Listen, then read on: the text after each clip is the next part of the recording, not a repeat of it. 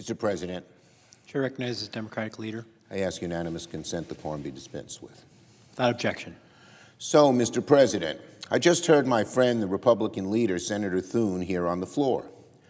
And I heard him say that Democrats are somehow pushing far-left demands here in the Senate. What the heck is he talking about? How is it far-left to say we want to lower health care premiums and spare tens of millions of people from financial ruin? Far-left? Tell that to an American family whose premiums will go up from $200 a month to $1,400 a month, that fixing that is far-left. Tell that to young couples whose parents are about to get kicked out of nursing homes. Tell that to people who live in rural America and see their hospitals closing. That's far-left?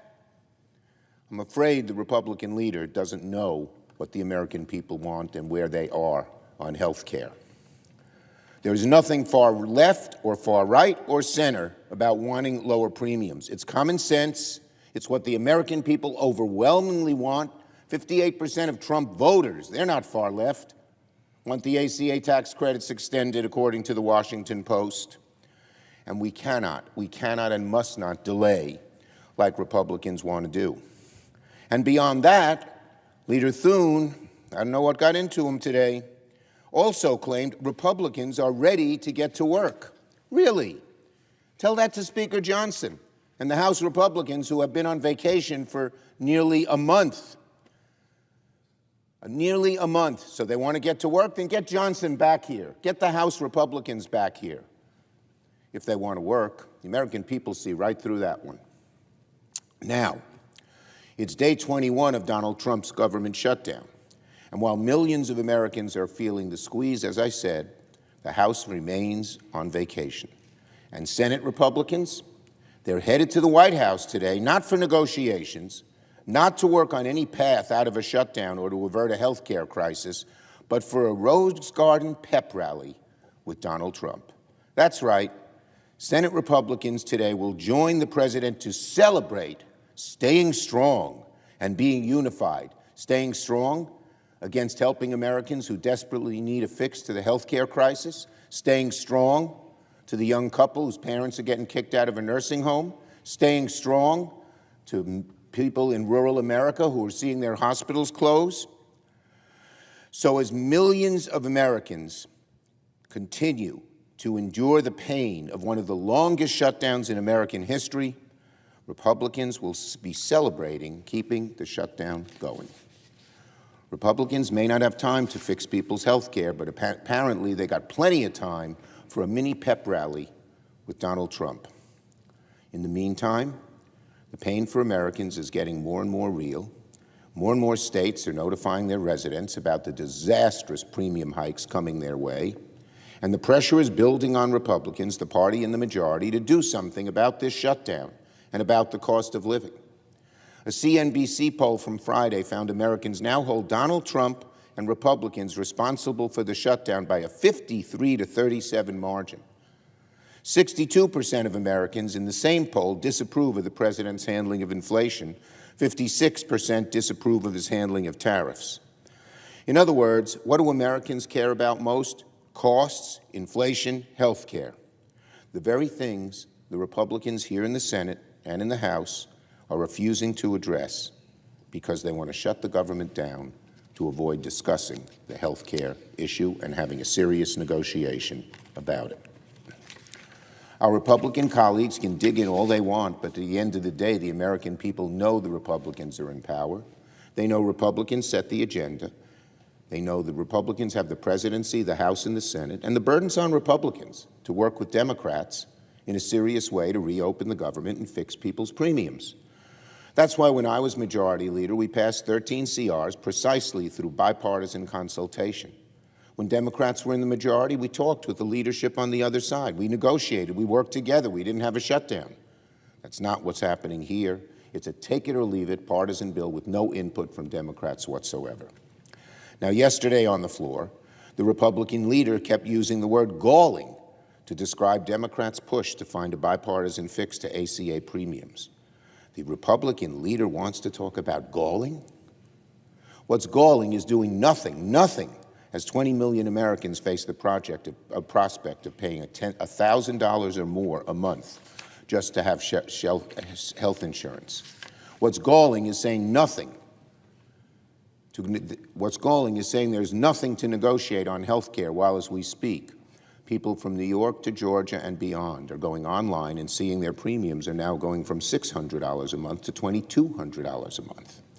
What's galling is Republicans being okay with people like Kristi Noem getting a private jet, Donald Trump getting a fancy, expensive new ballroom, Argentina getting a $40 billion bailout, but then saying Americans don't deserve cheaper health care. That is what's galling, I would say to my friend, the Republican leader. That is what's galling. And if my Republican colleagues take issue with any of that, perhaps they should not have spent their whole summer passing the biggest health care cuts in American history. Perhaps the Republican majority should have acted when they had not one, not two, but 3 chances to extend these ACA premium credits. Democrats were ready to work with the other side to get it done, but Republicans continued to act like these ACA premiums are not their problems. They're the problem of the American people, and they're a problem of every legislator, Democrat and Republican, who serves here.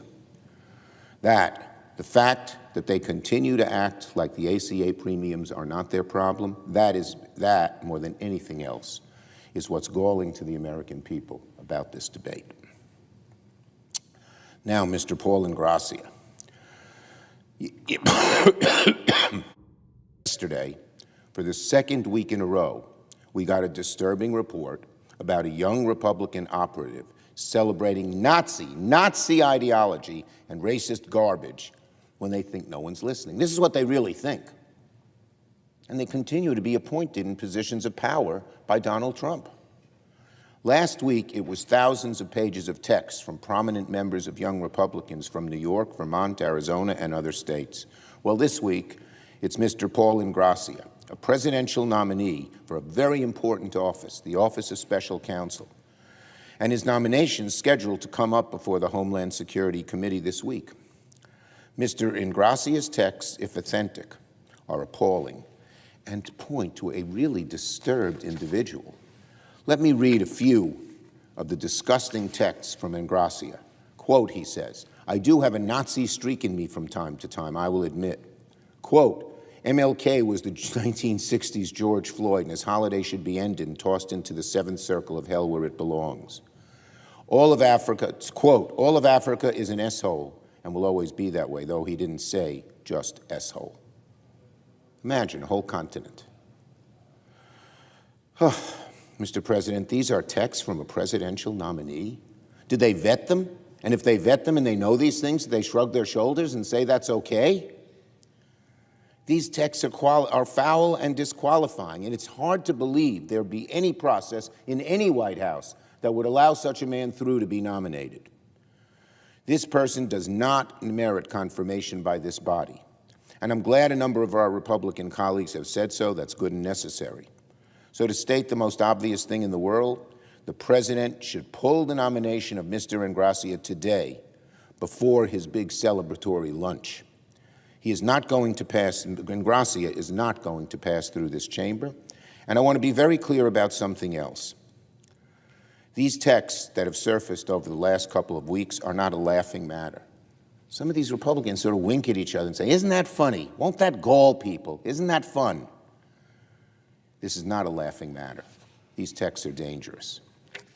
And I hope I'm wrong, but we're now seeing what seems to be a pattern of young Republican operatives perfectly at ease with spreading or endorsing explicitly Nazi propaganda and racist views. These people aren't random online trolls or just college kids.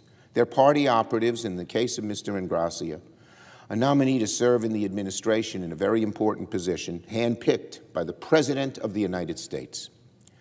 These are the people who one day will likely hold senior positions within government or the Republican Party, and here they're calling themselves Nazis and endorsing outright racist views.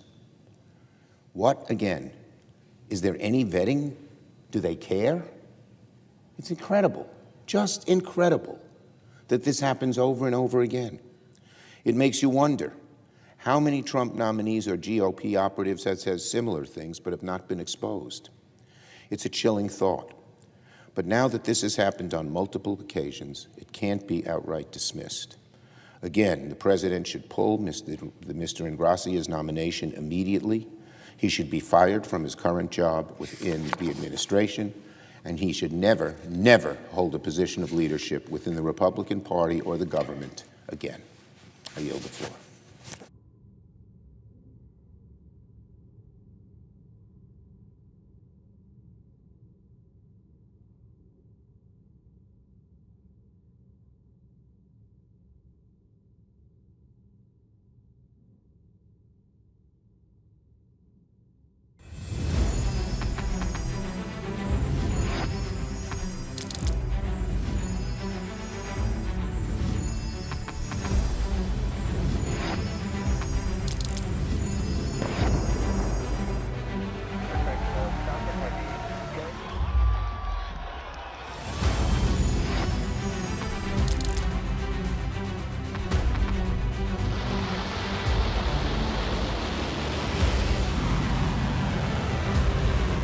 Been fighting so long and so hard that they don't know what the they're doing.